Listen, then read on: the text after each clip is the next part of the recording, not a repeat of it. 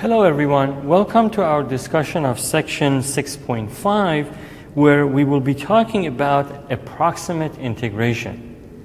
Now as you can see on the screen, not always we can find the exact value of definite integrals. In such cases, we approximate the value of the definite integral, that is the integrals that have lower and upper limits. So you've already seen a little bit about how to do this back in Calculus 1 in section 5.2, if you took that class here, when we talked about the concept of the Riemann sum. Now that Riemann sum has different forms, which we will look at in this section. But in Calculus 1, we talked about applying the Riemann sum using the right endpoints and using the left endpoints of straight edge rectangles. Now here in this section we will talk about new ones in addition to also the midpoint value approximation of a definite integral. So as you can see, that's basically covers what you see on the screen is basically covering what I just said, plus the fact that I give you two occasions where it's not possible to find the definite integral. One, on the left, it's because the antiderivative is not known. And that's one such integral. For what you see in the integrand, we don't know the antiderivative for that. So the other case, which you see on the right, the function is derived from experimental field data. Now some of your, if you're an engineering major, some of your sophomore, maybe some of your even in a physics lab, some of your freshman classes ask you to collect field data and generate a function for it. If you've done that, then you know exactly what I'm talking about. So those functions that are generated from field data often have no antiderivative. And they are too complicated to integrate. So for such cases, again, we use some version of the Riemann sum to give an approximate of the approximate value for the definite integral. Now these approximations are very, very close, as you'll see. So these methods are handy, especially if you're dealing with the field data that you want to find an original, you want to calculate some area under a curve for, then these methods would work. So the Riemann sum that again I'm referencing this because you need to refresh your mind about it, if you will. I hope if you didn't sell your book, you can look up section 5.2 of the same textbook that we're using for this course. Or if you've done so, no worries. You can check out any book from the library on calculus and read through the section on Riemann sum, and you should come across the same information that we covered in Calculus 1.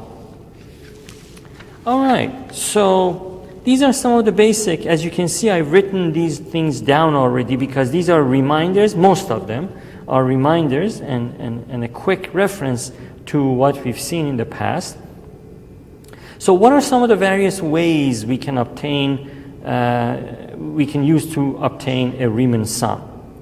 That, number one, using right endpoints of n rectangles. So n rectangles, it's up to us to pick this n. How many rectangles do we want to break up this? The curve itself, maybe I should thicken that line a little bit. The curve itself is going right through there. Right through there. That's the curve.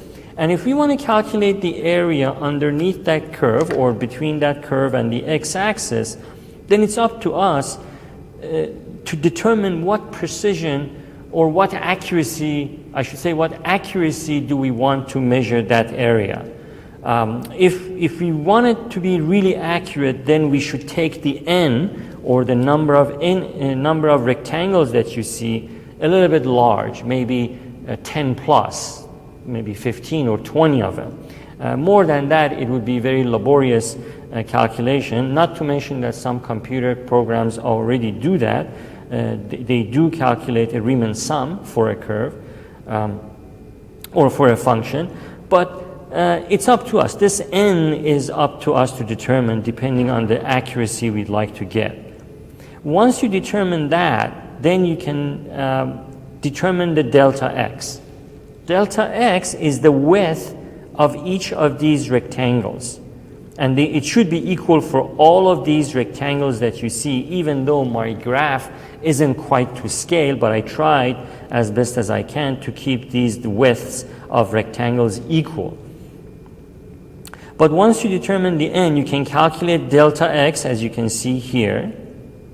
And then applying this formula, you would take the xi's that you would use, the x values you would use to calculate the function, the derivative at each xi would be the right endpoints. Those are the dots, the large, relatively speaking, large dots that you see I have on there. So those are on the right side of each rectangle, right corner side of each rectangle here.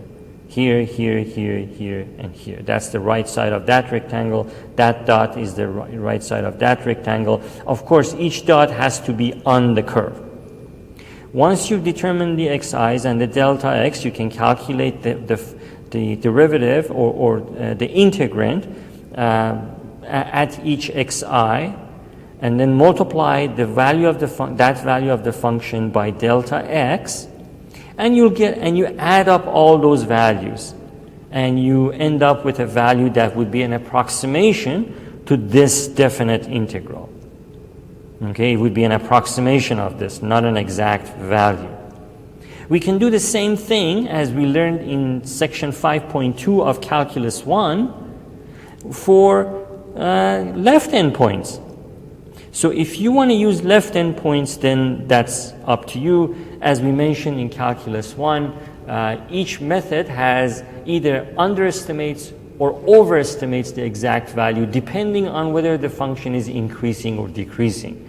So keeping all of that in mind, you would pick one method, either the right endpoint or the left endpoint, as we discussed in that course, and approximate the definite integral. Again, it's the same thing. This is the same formula as you saw up there. These two formulas are the same, except that these xi's up here, they're from right endpoints, but for this case, they are coming from the left endpoints. Now, also in Calculus 1, we discussed using the midpoints of n rectangles. So if I move this up a little bit, so you can see here, again, I've broken up the area between the curve and the x-axis into certain number of rectangles. And this time, I've made sure that the middle of each rectangle, the midpoint of each rectangle is on the curve. So each xi, each value of the function, this curve or this function has a value at that point, right, which forms the middle point of the top of each rectangle. So each function value taken at xi forms the mid value or midpoint value for that function. Therefore, we call this method the midpoints, using midpoints of n rectangles. So instead of using the right endpoint or left endpoint, we're using the middle point, making sure that the graph or the curve goes through the midpoints of each rectangle. Once we determine that, then again, n is up to us to choose, and then we can divide that whole distance, and I should actually say that this is A, that point is A, and this last point is A, so A to B. As you can see, the integration was supposed to take place from A to B, so that's from here to here. Instead, we're using the Riemann sum using the midpoints of each rectangle. So once you have that, you calculate delta x based on this formula. N is up to you to choose. And then b minus a over n gives you delta x. And then the value of the function at each midpoint, all of those values of the functions calculated at each midpoint are added together, multiplied by delta x. And how do you get the each xi or each middle value for each rectangle? It's very easy. You add these two x values and divide by 2. You add these two x values and divide by 2. That's how easily we can calculate that middle value. Okay, which is x1, x2, x3, at which point we calculate the value of the function. Okay, so that's, again, we talked about that in previous class. In this course, in section 6.5, also refers back to midpoint value. But in this section 6.5, then we introduce, in addition to these three different versions of Riemann sum calculation, we introduce two additional methods. One is using n trapezoidal segments. So instead of the segments being rectangular, instead they are trapezoidal in shape. So as you can see, I've drawn this here. I have made sure that this you can see it on the screen. I've picked my n. So here my n is 2, right? 1, 2. But this wouldn't, as you can see clearly, this wouldn't be a very accurate estimation of the area under this blue curve. And let me label this as this is the f of x. Okay, so, or I should say capital F of x, because this would be the antiderivative.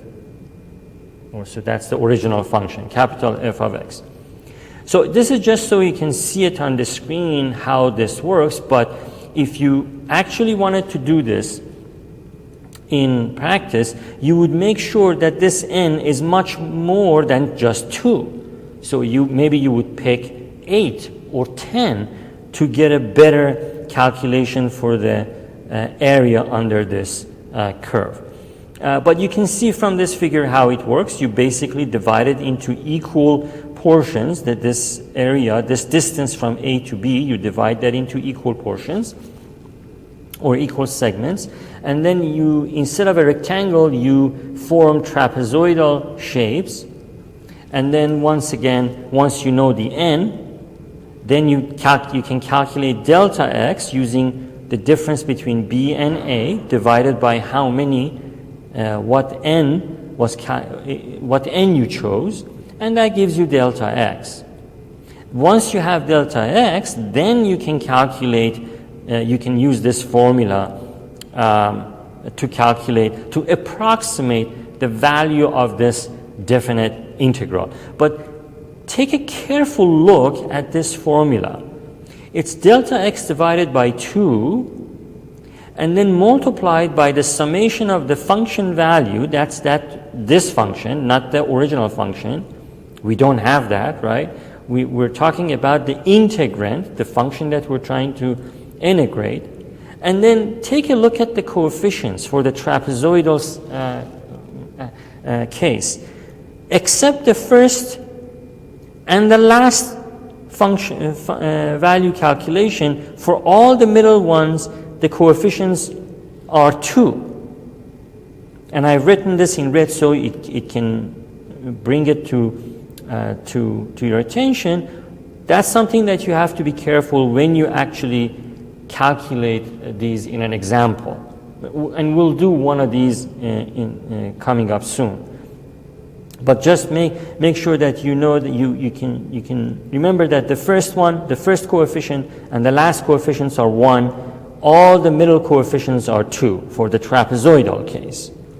Okay, and these x naught, for example, if I were to set this up for this example, then a, whatever that value, would be the x naught. Whatever this value would be x1, and b would be x2.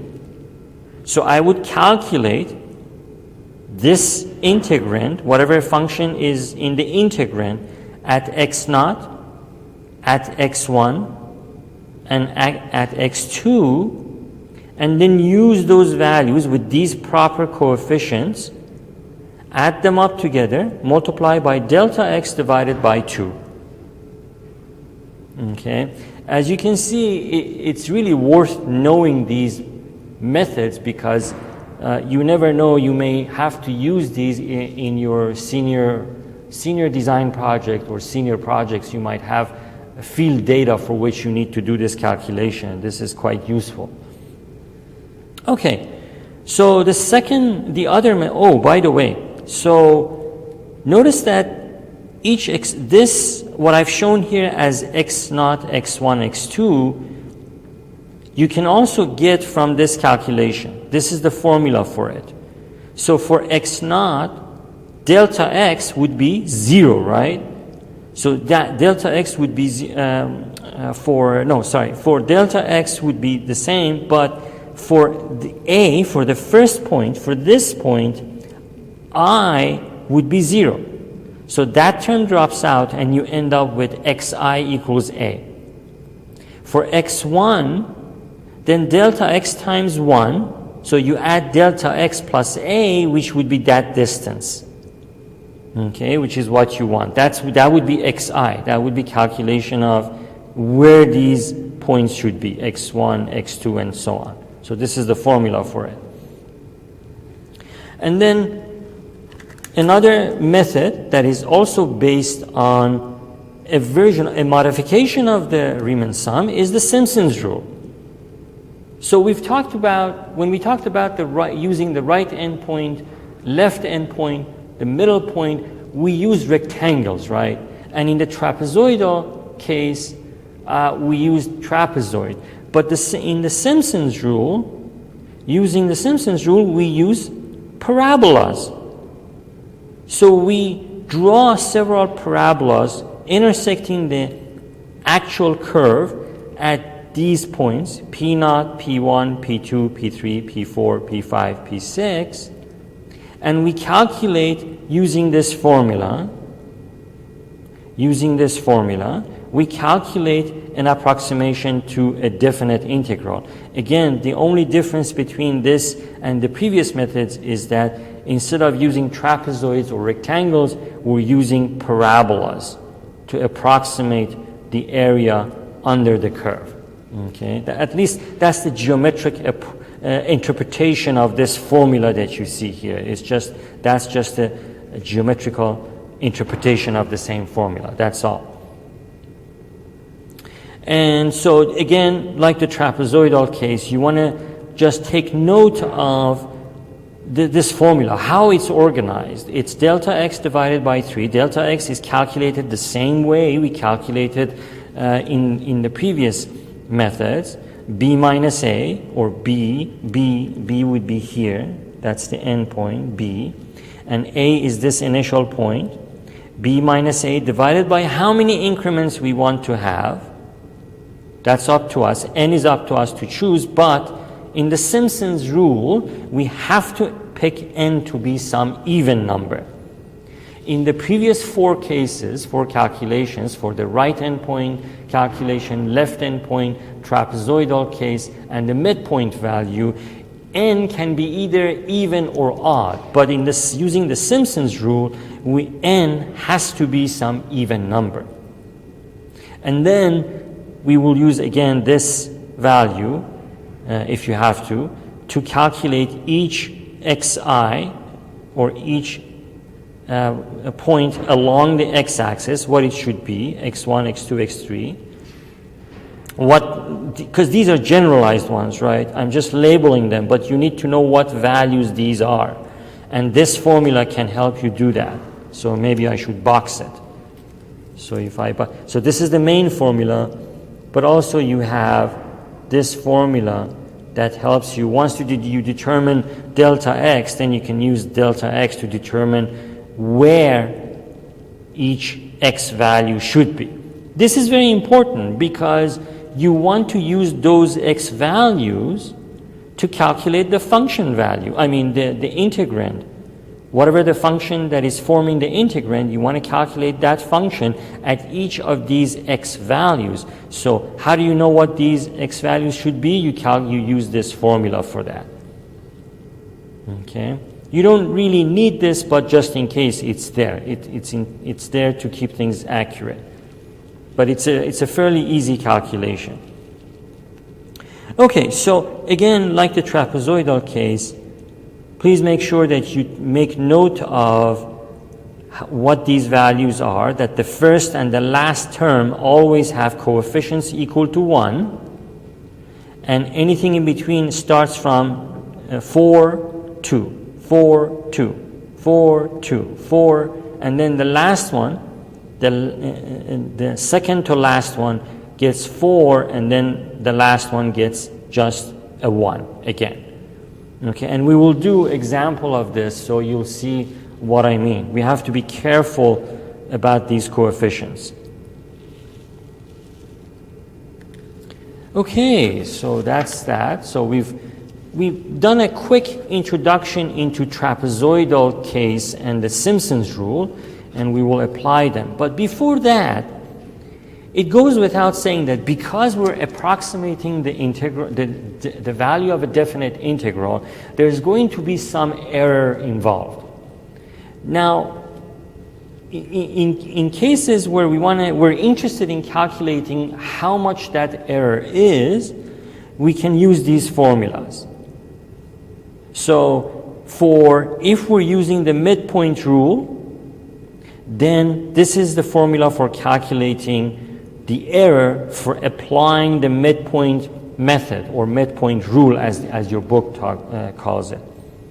So how is this calculated is, first of all, you calculate the second derivative of the function that you're trying to find the integral for. So in these formulas, if I bring back for midpoint, see, for midpoint, we were trying to integrate a function like this, right? It could be a very complicated function. But you find we are not able to find the antiderivative of this, but for sure we can find the derivative of it. You find the derivative of it, not the first, but the second derivative of it. Once you have that, then this is happening, this integration is happening over A to B, right? Or it was supposed to happen over A to B, this interval, some interval, which is the same interval, we're taking the Riemann sum over that, right? Within this interval, you want to find out at which point, at which x value, the second derivative has an upper limit. In other words, you want to find k. K is the upper limit of the second derivative over the interval you're integrating. Let me repeat that because it's important in case you have to calculate the error term for each of these methods. K is the upper limit of the second derivative calculated over this interval. Okay, that's for the midpoint rule. Once you have that, once you've set up what the upper limit is, you plug it in here, and you know what B and A and N are, and you calculate the amount of error, which is usually very, very small. It's 1 over 1,000 or 1 over 10,000. It's very small amount, but you can calculate it using this formula. Now for the trapezoidal case, same idea. So it's the same idea. You find for the midpoint rule and for the trapezoidal rule, you find the second derivative of that function that you're trying to integrate. And over this interval from A to B, where the Riemann sum is taking place, you find the upper limit for the second derivative. What is the maximum value of the second derivative over this interval? Whatever that value becomes k. So this value is always less than or equal to k. Of course, we take it to be equal to k because it's easier that way. You can take some value that is smaller than that too. That's no problem either. But usually, as you will see in the upcoming examples, in your book as well, we usually take it to be equal to k, whatever that value, the upper limit. We set it equal to k. We don't take something smaller. That the upper limit would satisfy the upper limit that we find over this interval. We use that, the very maximum value of the second derivative over this interval for the trapezoidal rule and for the midpoint rule. But for the Simpson rule, it's not the second derivative, it's the fourth derivative. It's the fourth derivative. By the way, this is the formulas for the midpoint rule and the trapezoidal rule are going to be different. The error formulas are going to be different. But calculation of the k depends on the value of the second derivative, the maximum value of the second derivative over the interval where the Riemann sum is being formed. Okay? So the value of the k, calculation of the k for midpoint and trapezoidal rule is the same. But for the Simpson rule, it's not. It's the fourth derivative that you have to find first. Then you find the maximum value of the fourth derivative over this interval. Okay, over this interval. And then that becomes k. So for Simpson's rule, it's the fourth derivative, not the second derivative that you have to find in order to find k.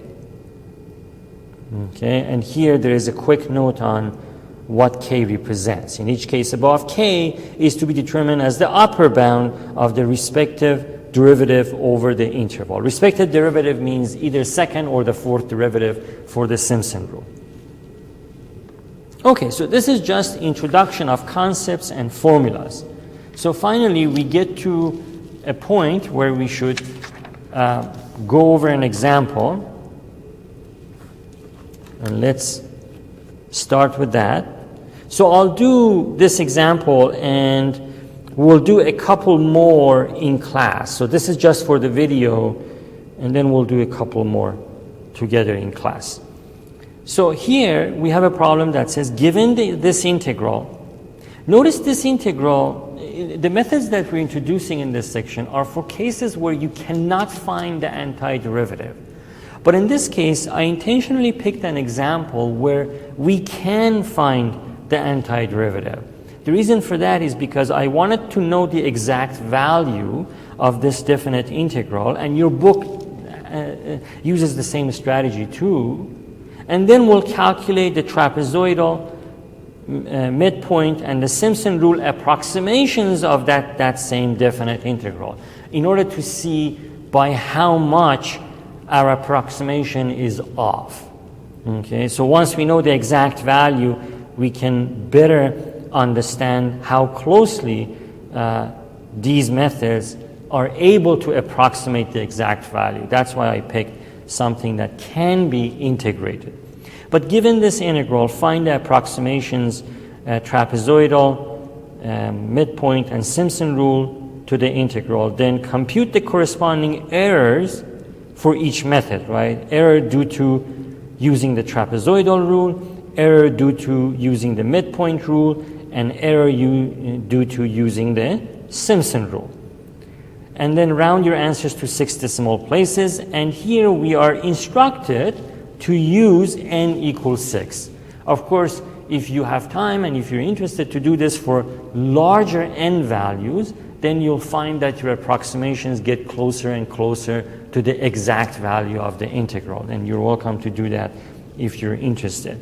So, but let's first find the exact value of this definite integral and start from there. So we have,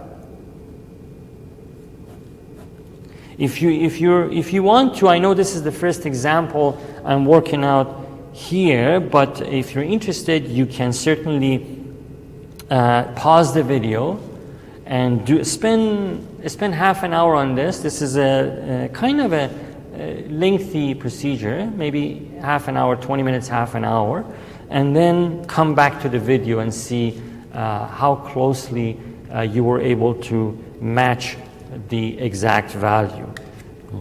Okay, so I recommend that. All right, so the exact value of that integral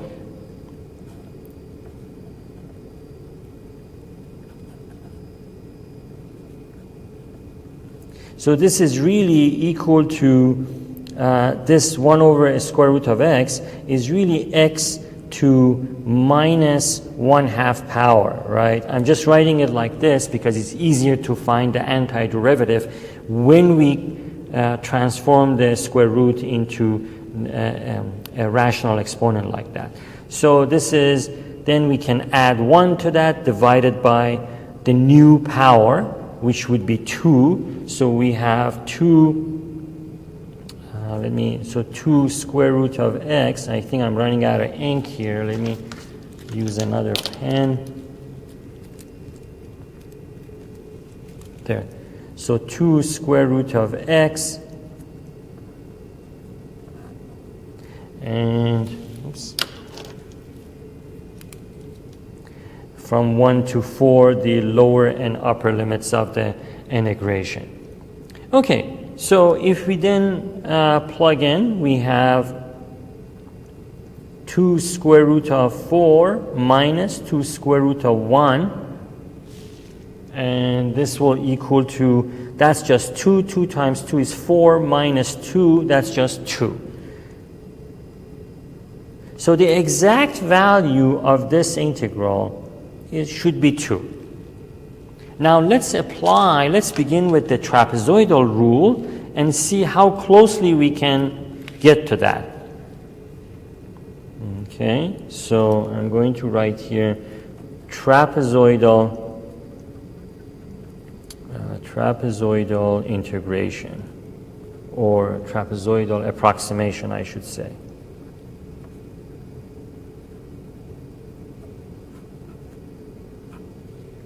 Okay. So first we have to calculate the, well, let me bring back the formula. I'm just going to write down the formula first so we know what we need to calculate. So here's the formula again. Trapezoidal rule going from a to b of some function dx approximates using this formula. Delta x over 2 times, they told us to use n equals 6, right? And so here, notice that n was equal to 2, right? In this generalized figure, n was 2 increments. So how many x values did we have for 2 increments? 1, 2, 3.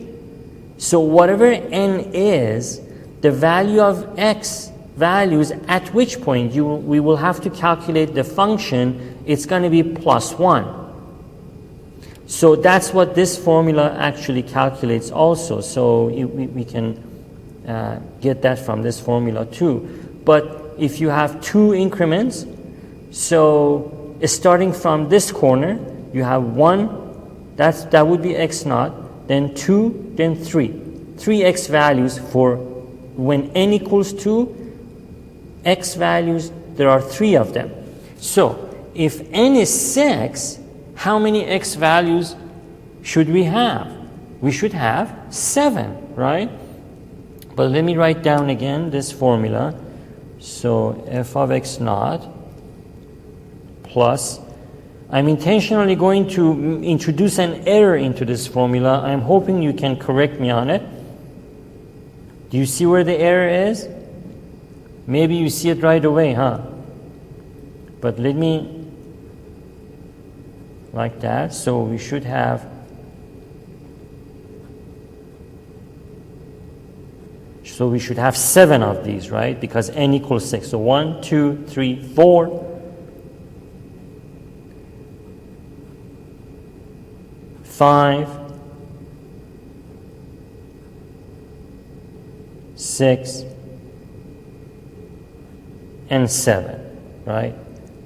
Because we start from 0, we end up with f of x, sixth x value here. But that's just a term, but label here. But we have 7 of these x values at which we should calculate this function. Now, I said that I introduced an error intentionally. Do you see where the error is?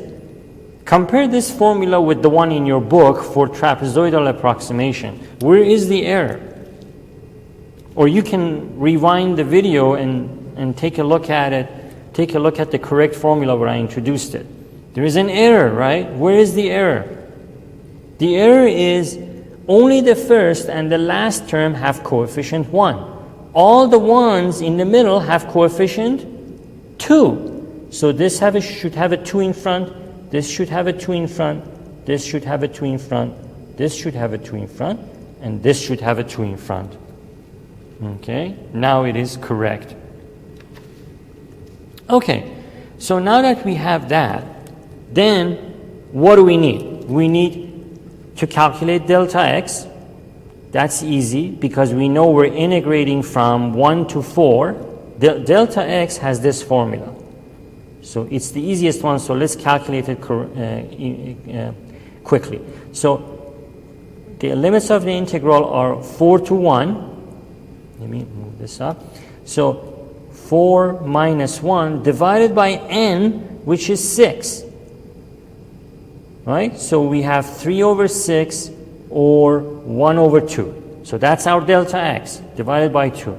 The next thing we want to calculate is what are these x values. And we're going to use this formula for it. So let me write it in blue. Xi's are a plus I times delta x. Right? Remember this formula? Okay, so let's calculate where these x values should be. So we have, let me move this up a little bit. Okay, we're on the screen. So x naught would be a, right? We're calculating the first one, that one. Not the function yet. We need to know what these x values are, and then we'll calculate the function at those x values. So x naught equals a. A is 1. Let me bring this down. A is 1 in our case. So 1 plus I, this is the 0. This is the 0. I is 0 in this case. So 1 plus 0 times 1/2. So we get 1. So x naught, that value in parentheses is 1. So now we need to evaluate the original function. Never mind that we were able to find the antiderivative. We just did that, so we know the exact value. I picked this example so we know this exact value, but normally we cannot integrate. So this is the function at which point we need to calculate the value of this function at each of these x values. Therefore, so 1 over square root of 1, it's going to be 1, right? So f at 1, I'm calculating that, is equal to 1 over square root of 1 equals 1. Okay? So, let's continue. x1, that would be that value, right? So x1, then we're going to use this formula to figure out what that x1 value is, or where along the real number line or x-axis that value is. That's what we're using. A is 1, didn't change, plus I is now 1. 1 times delta x, we've already calculated it, it's 1/2. So 1 plus 1/2, it's 2.5. Sorry, no. This is 1/2. 1 plus 1/2, 1.5. And then therefore, we want to calculate that function. Let me bring this down. That function when x is 1.5. So let's do that.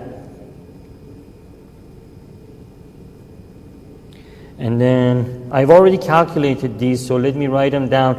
Please don't take my word for it. Calculate these numbers, make sure that they are correct. And they told us, to round our answers to 6 decimal places. Round your answers to 6 decimal places. So I'm going to round all of these to 6 decimal places. So this is what I have, 816,497. Okay, then x2, we're using this formula again. A is 1 plus I is 2, because these are xi's, right? x0, x1, x2. So I is 2 times delta x is 1/2. 2 times 1/2 is 1. 1 plus 1 is 2. So now we want to calculate, right? We're doing this. We're doing each of these. But never mind the coefficients yet. We'll get to those. The coefficients we'll use later. So the function value at 2, 1 over a square root of 2, and this is what I have, 0.707107. Then we have to go all the way to x6, right? So let's move forward. x3, I want to move this up. As much as I want to keep everything on the screen as much as possible, I have to move these up, so I think that should be okay. So 1 plus I is 3 in this case, delta x is 1/2. 3 times 1/2 is 3 over 2, or 1.5, plus 1, that's just 2.5. I mean, looking at the pattern, you can see how this is progressing, right? 1.5, 2, 2.5. So you don't have to do this. You can say 3, 3.5, and until the last one. You get to the last one, which is, I believe, 4. But for the sake of your notes, I'm going to calculate each one. 7 calculations is not that many anyway. So 1 over square root of 2.5, this is what I got. I got 0.632456. Again, take a note that all of these are rounded to 6 decimal places. And then x4, 1 plus I is 4 times 1/2. So we have, this is 2 plus 1 is 3. We expected it, right? 2.53, we expected that. So f at 3, and then 1 over square root of 3, and I got 0.577350. And then x5, 1 plus 5 times 1/2. This is 2.5 plus 1. 3.5. Function at 3.5, that would be 1 over a square root of 3.5 equals, this is what I have, 0.534522. And x6, 1 plus 6 times 1/2. This is 3 plus 1 is 4. We expected that. And then the function at 4. So we have 1 over a square root of 4. That's just 1/2, right? Or 0.5. Okay, so now we have figured out the value of all these functions. Now we have to properly put it in this formula with the proper coefficients, right? 1 for that, 2 for all of these, and 1 as a coefficient of that. So let me do that.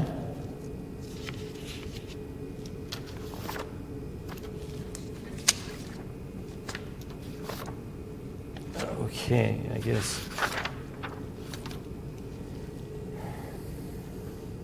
So I'm just going to plug in everything into this formula. That's all. It's going to go off the screen, but I hope, well, let me go to the next page actually.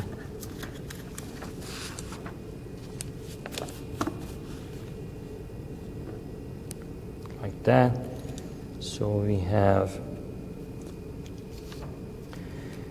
so this is the trapezoidal case, and delta x over 2 would be, delta x was 1/2 over 2 times,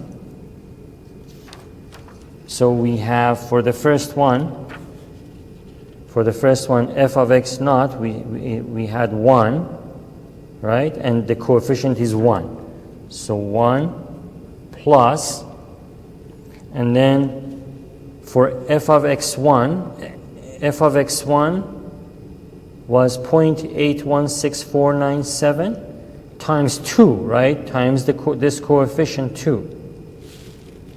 Okay, so 2 times 0.816497 plus f of x2 was 0.707107. Of course, we have to multiply it by 2.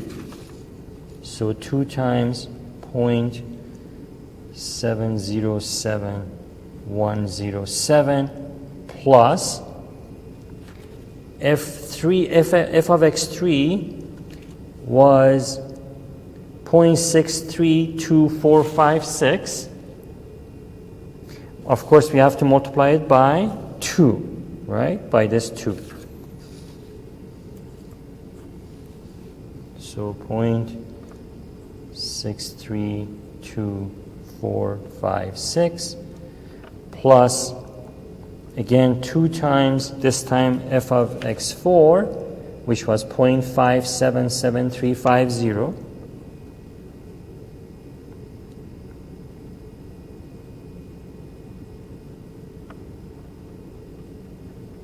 Like that,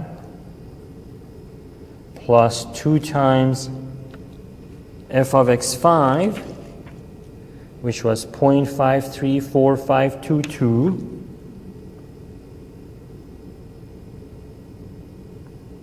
.534522 plus 1. The coefficient is 1 times f at x6. F at x6 was 0.5, so plus 0.5. So we should have 7 values, right? 1, 2, 3, 4, 5, 6, 7. That's correct. So then, again, I hope you're double checking these values with your own calculations. Please don't just copy them down.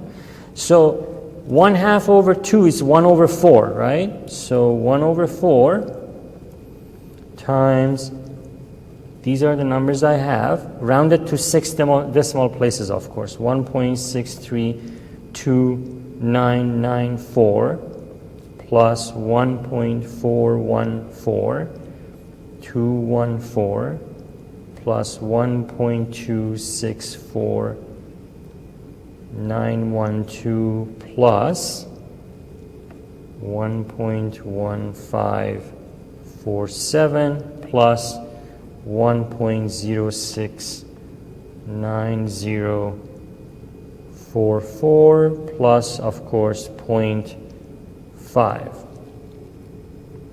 So then, taking this calculation one step further, for the trapezoidal rule, I ended up with 1/4 times 8.035864 equals, of course, 2.00896. Check this out. I mean, the exact value was 2, right? And look at the approximation from trapezoidal rule. It's a pretty good approximation. Very, very close. Okay, so I trust that if you have any questions about this, applying this rule, you will let me know. Next, we will look at using the midpoint approximation to the same calculation. So using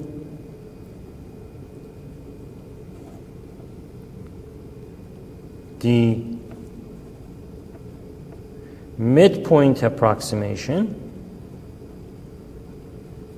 and the first thing I will do is just write down the formula for it. So let me bring back that sheet that had that formula. Hopefully I can quickly find it. There it is. Okay, so I'm going to write down this, which was on page 2 of this lecture. I'm just going to write down that. Remember that here each xi is calculated using this formula. So the first point, the second point added and divided by 2. Okay, but that's our formula. Let me write it down. So we have delta x times, we have 6 increments or 6 segments that we're using, n equals 6. So instead of having 7 x values at which point we calculated the function value for the trapezoidal rule, here we have to calculate 6, we have to make that calculation 6 times.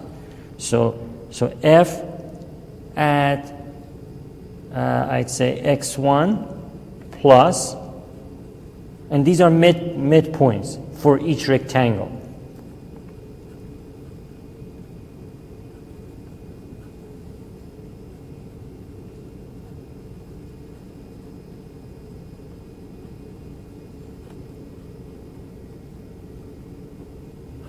Like that. So 1, 2, 3, 4, 5, 6. Not 7, just 6. Each of these x values are the midpoints of those 6 rectangles. Okay, so now we know that we were integrating from 1 to 4, right? So let's calculate the delta x, I guess. Right, so delta x, we're calculating that, was b minus a over n. We know that b was 4, a was 1, and n we were told to use 6. So once again we have 1/2. Okay. So now this x1 would be 1.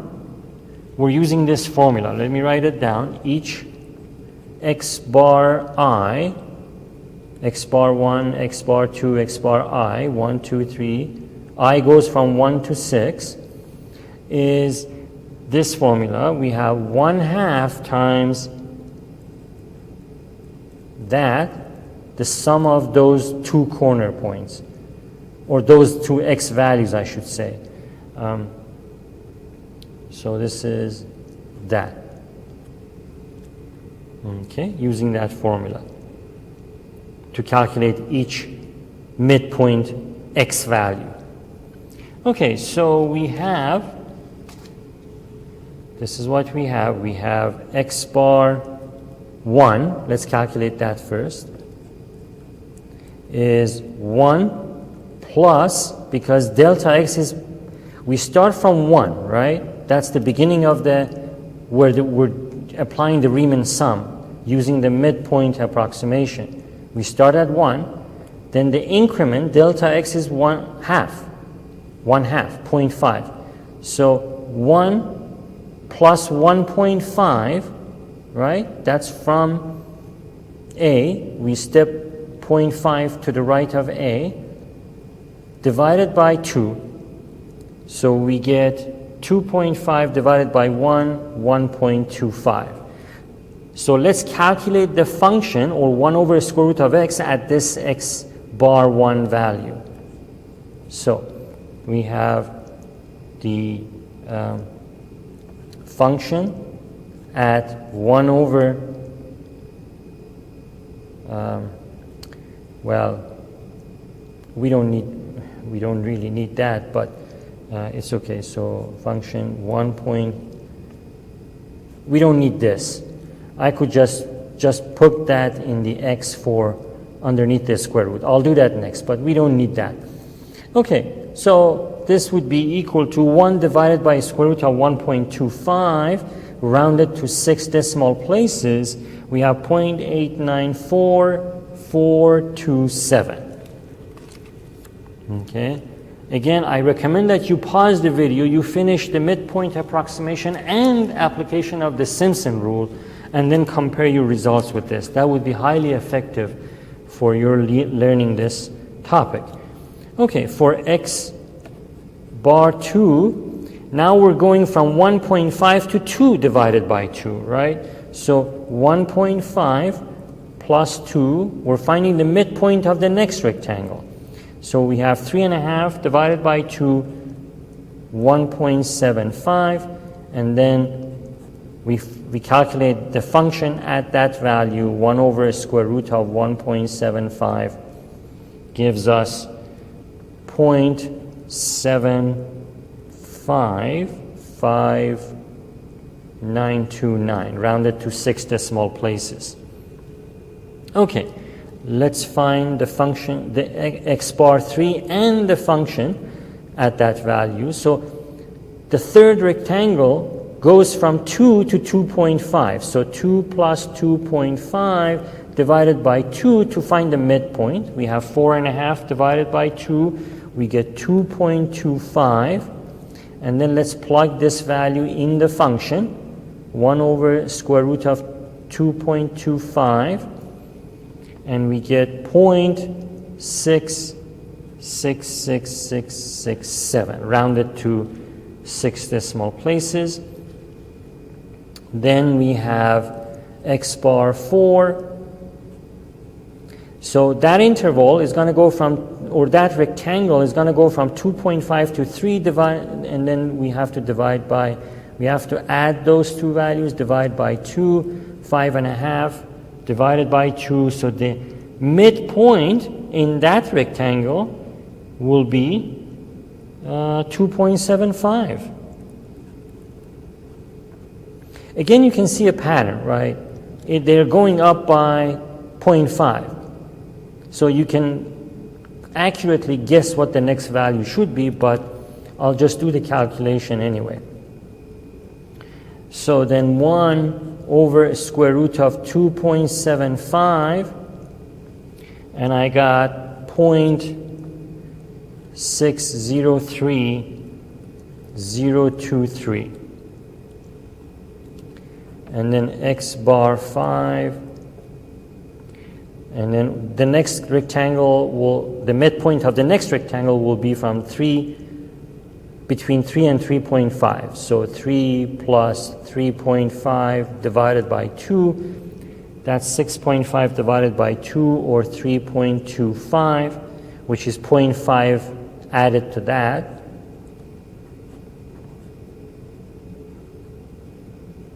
Oops. Let me correct that. 3.25. And then, so I got 0.554700. X bar 6, 3.5 plus 4 divided by 2 equals 3.75. 1 over a square root of 3.75.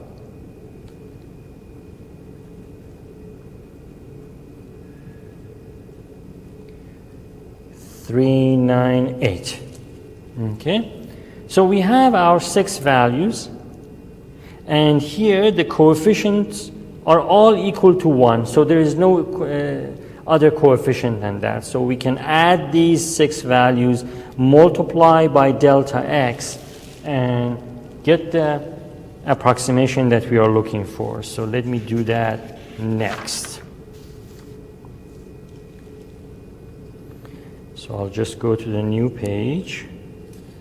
It's better that way.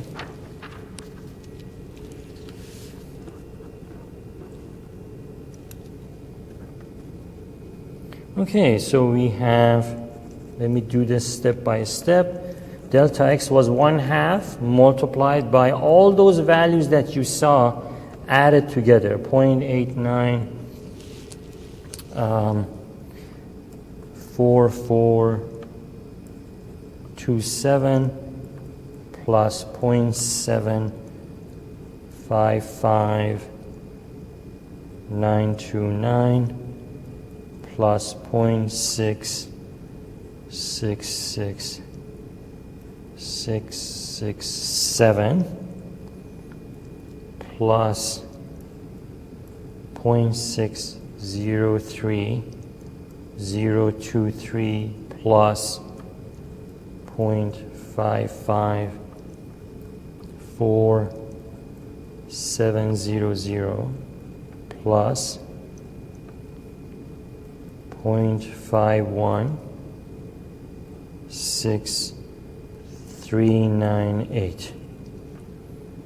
Okay, and then taking this calculation one step further, and I added all those up and I got 3.991144, and then we end up with 1.99572.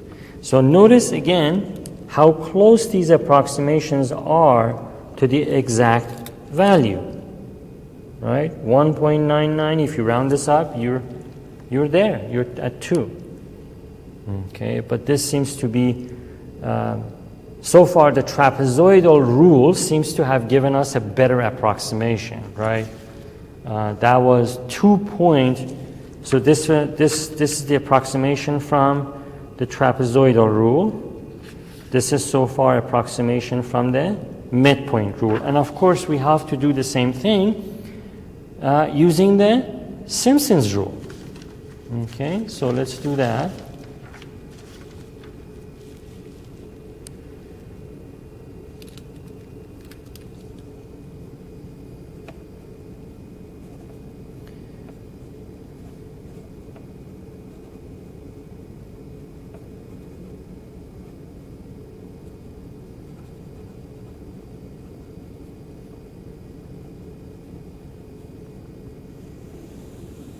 Okay, so I will write down, just like before, I will write down the formula for the Simpson's rule.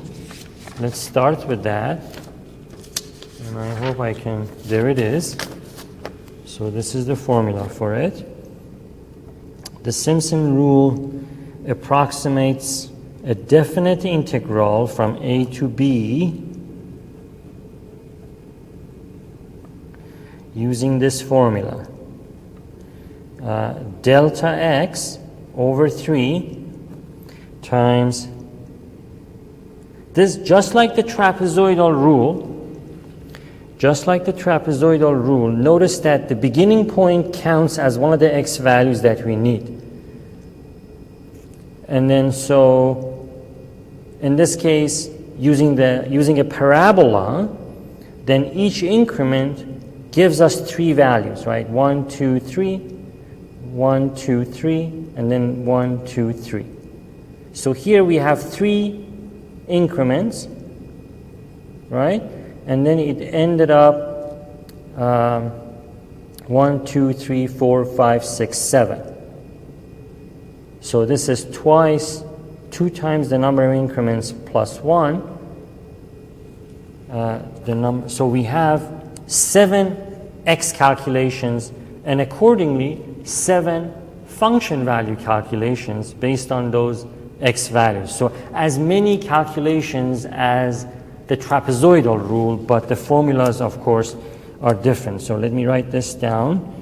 And so we'll have x naught plus, again, I'm going to intentionally leave some things out. And I'm sure you guess what those are, but you're going to look up and tell me of course, tell me what those should be, right? But let me leave them out.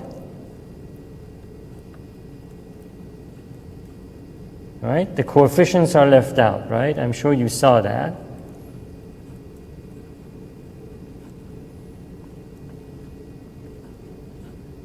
Oops, the ink is running out on this one as well. Let me try this one.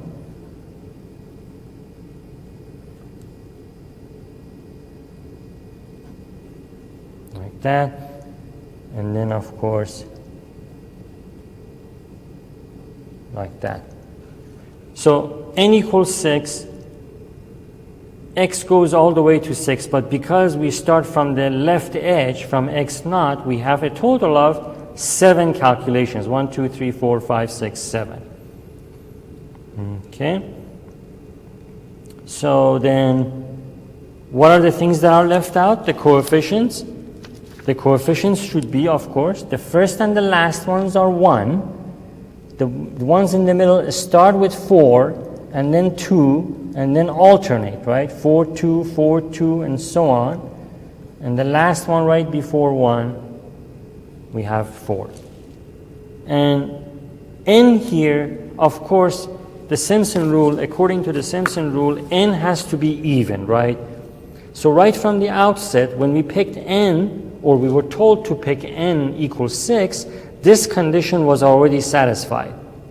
With the other approximations, n can be anything, any whole number, but for the Simpson's rule, n has to be even. Okay, so and this of course has to be 1. So that's, I'm just going to leave it alone right over there. So plus that. Okay, so let's figure out the x naught, x1, x2, x3, x4, x5, x6, these are exactly like they were for the trapezoidal rule. So let me write this down. Let me write this down. That note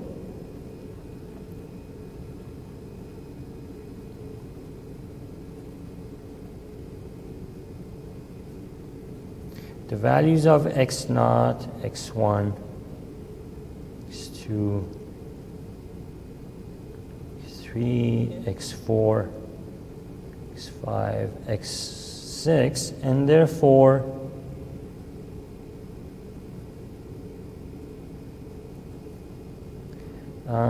f at x naught. I'm just making a note that these are the same thing as what we had for the trapezoidal rule, so we don't have to recalculate these. Of course, this formula is going to be different, but how we calculate these is the same as the trapezoidal rule.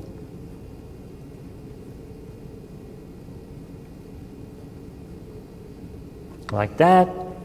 So the values of this, and therefore the function values associated with those, are the same as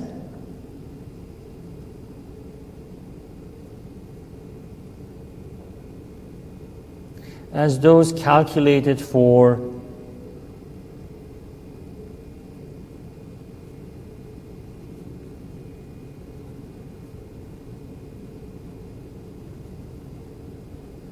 trapezoidal rule. Of course, and this is so important, I'm going to write it in red. Of course,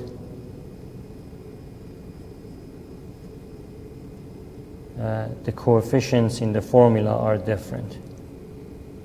Those will be delta x over 3, not delta x over 2, which was what we did, I believe, for the trapezoidal rule. Let me, so for the trapezoidal rule, this is delta x over 2. Here is delta, for the Simpson rule, it's delta x over 3, and these coefficients are different too. So, of course, the coefficients in the formula are different.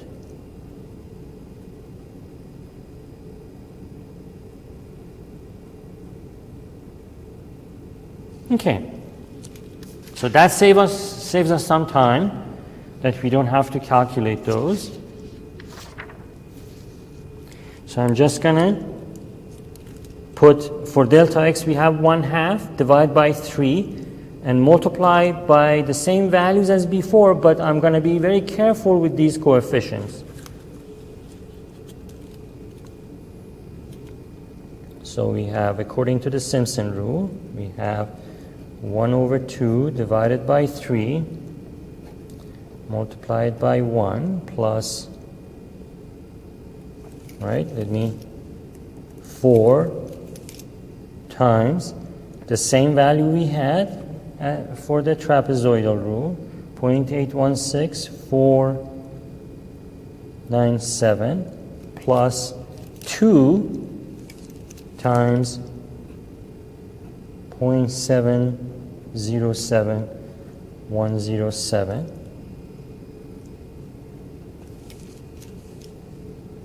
So these black ink values are the same as the ones we used for the trapezoidal rule.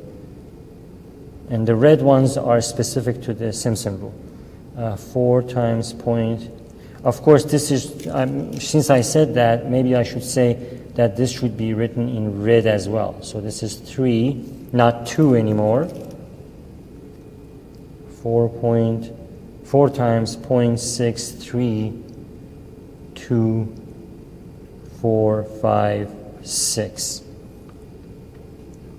plus 2, right? It alternates. Once you have the 1 with no coefficient or coefficient equal to 1, then 4, 2, 4, 2, and so on. And 2 times 0.577350 plus 4 times 0.534522 plus, of course, 0.5. The last term and the first term have coefficient 1. Okay, so after I did that, then let me take this one step further. We have 1/6 times 1 plus 3.265988 plus 1.414214 plus 2.529824 plus 1.1547 plus 2.13888 plus 0.5. So that should be 7 values, right? 1, 2, 3, 4, 5, 6, 7. Correct. So I didn't leave anything out. Okay, so after that, then we have, so I got 1/6 times, adding all these, I got 12.002814.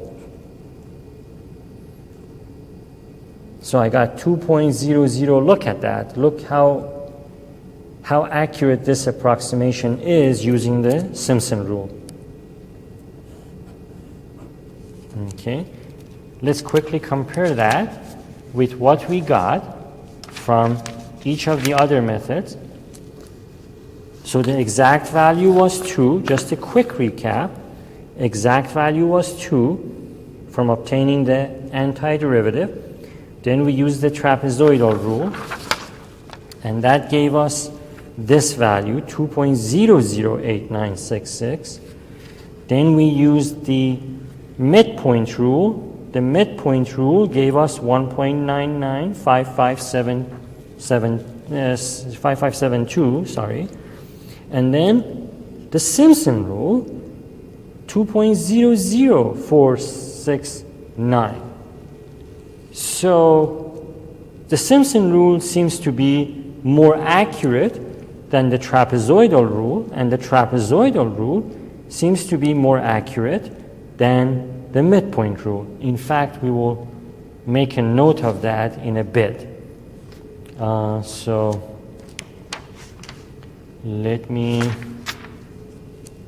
we were also, but before that, since we were asked to calculate what the errors are, let's also do that. So I will, that's a quick calculation. So we have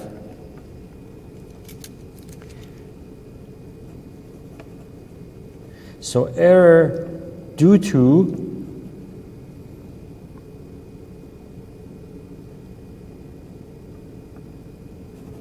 using the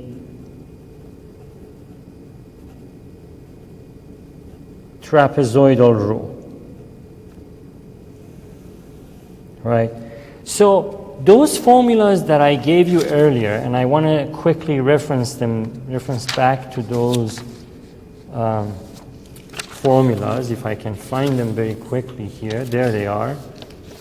These error formulas are very useful. First of all, if we are interested in the amount of this error, sometimes we are. Sometimes when we collect the data in the field and we make some approximation about something else using that data, then we're interested to know, to have a good idea about the error, the size of the error. This is how we can use that. We can find the size of the error in each case. And I explained what K is, right? It's the upper limit of the second derivative evaluated over this interval.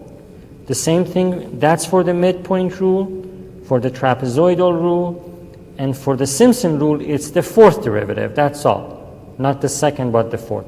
But once you have that, using the midpoint trapezoidal Simpson rule, we can calculate the errors using these formulas.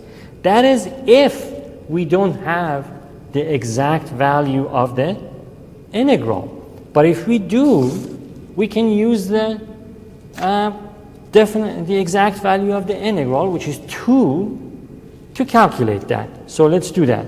In this case, we do, right? We know that the exact value of the integral was 2. So we write down 2 minus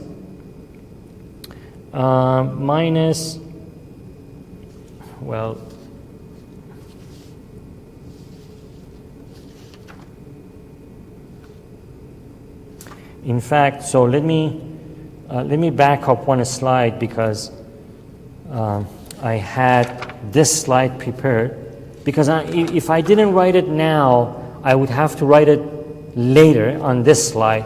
But since I had it prepared, let me use this one. And I hope this doesn't create any confusion when you watch the video. But I explain what we need to do. What I just said, this is all written down. If we did not have the exact value of the integral, we would use the error formula for each method as a way to approximate the measure of the error, right? That's what I just said. And however, because we have the exact value of the integral in this case, we can simply subtract each approximation of the integral from the exact value. Great. So now we can do what I was about to do. So error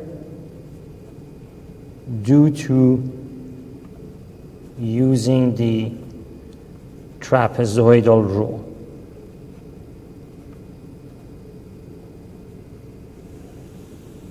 Right? So we have 2 minus, this is the estimate from the trapezoidal rule, and we end up with minus 0.008966. Right? So that's the error value due to using the trapezoidal rule. Let's look at the error due to using the midpoint rule.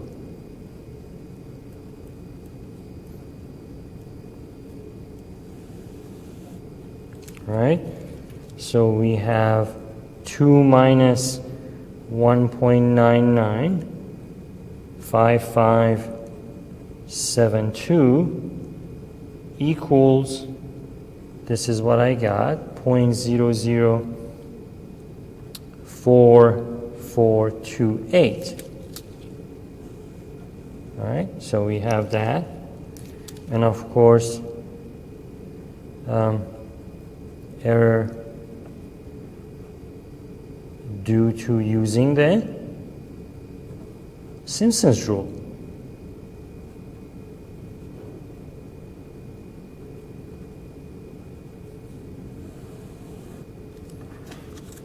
Okay, move this up a little bit.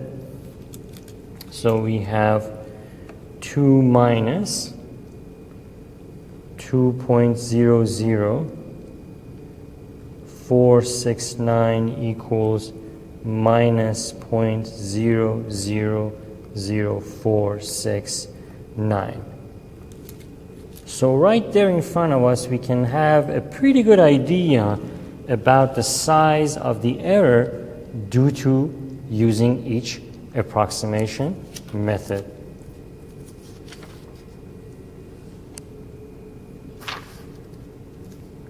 So let's capture all this in a few short notes. So this is the conclusion of that example.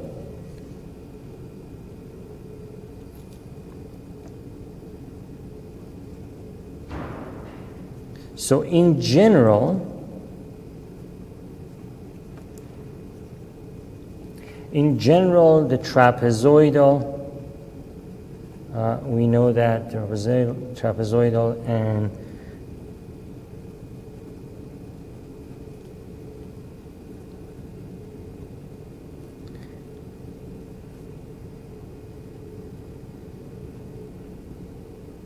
so these two methods that we looked at today are much more accurate than the old right endpoint, using the right endpoint and the left endpoint approximations that we looked at in Calculus 1.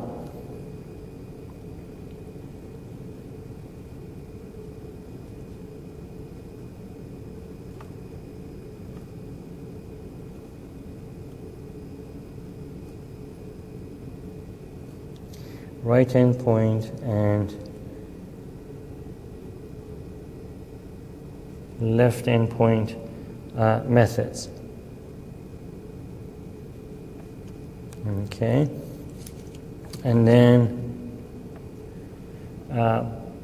at the same time,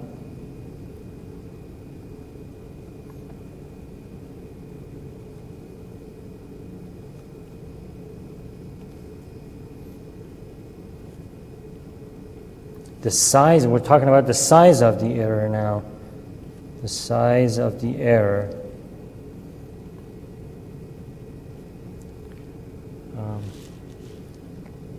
Size of the error in the midpoint rule.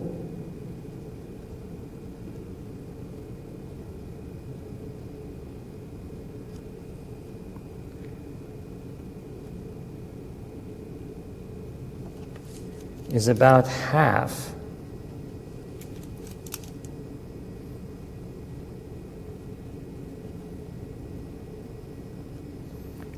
the size of the error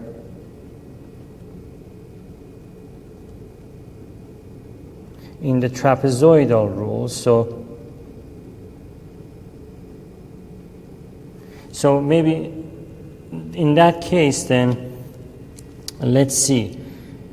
So I stand corrected. I think earlier I said that the trapezoidal rule was more accurate than midpoint, but the midpoint rule is more accurate than the trapezoidal rule. And that's what we have here. So the error is about half the size. And we can see that here. Although this is negative, this is positive. So this is underestimating, this is overestimating the value of the definite integral. That's all it means. And the size of the error in the trapezoidal rule,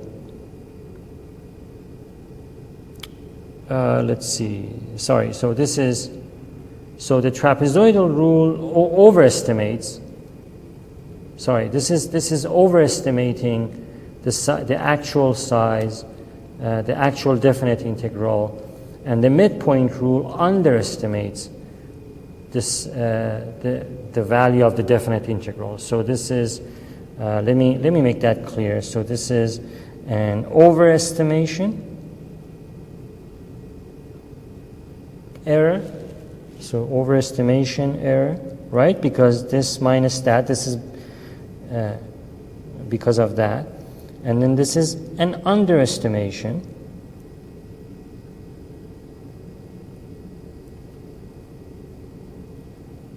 error.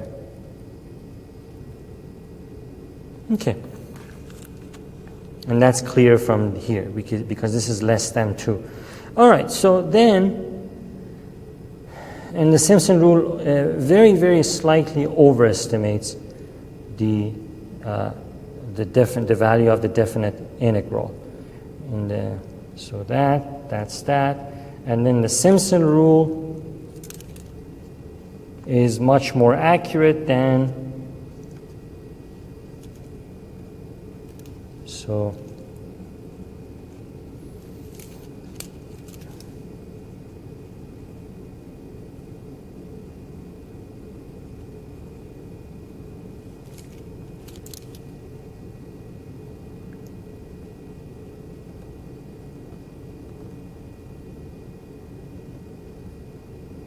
much more accurate than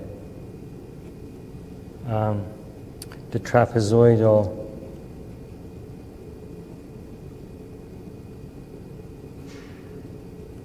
and midpoint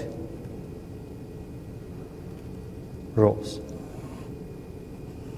Okay, so these are some of the quick lessons we can learn from looking at this example. All right, so I hope this lesson was useful and was worth your time, and I thank you for watching this video until the end. And for now, have a nice day, and I hope to see you again later. Bye-bye.